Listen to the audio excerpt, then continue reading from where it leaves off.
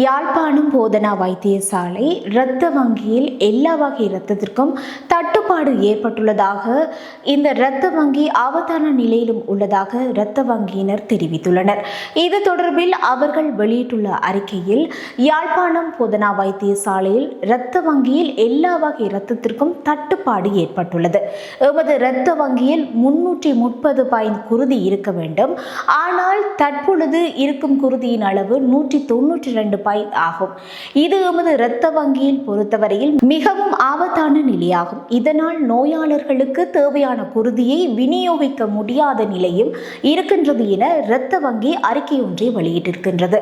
அது மட்டுமில்லாமல் இரத்த தான முகாம்கள் ஏற்பாடு செய்யப்பட்டு குருதி சேர்க்கப்பட்டாலும் நாளாந்தம் விநியோகிக்கப்படும் குருதியின் அளவு அதிகரித்து செல்கின்றது.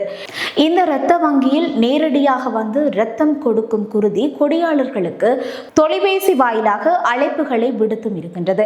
கொடையாளர்களின் எண்ணிக்கை குறைவாக காணப்படுகின்றது. அத்துடன் ஏனைய இரத்த வங்கியிடமிருந்து குருதியை பெற முடியாத இக்கட்டான நிலையிலும் ஏற்பட்டுள்ளது.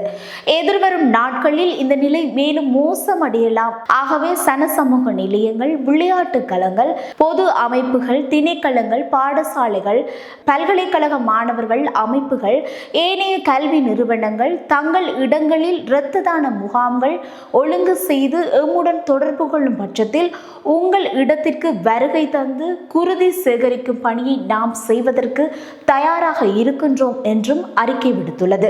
அது மட்டுமல்லாமல் அத்துடன் தனி நபர்கள் எமது இரத்த வங்கியுடன் நேரடியாக காலை 8 மணியிலிருந்து பிற்பகல் 7 மணி வரை சமூகம் கொடுத்து இரத்த தானம் செய்வதன் மூலம் குருதி தட்டுப்பாட்டை ஓரளவு நிவர்த்தி செய்யலாம் என்றும் சொல்லப்படுகின்றது.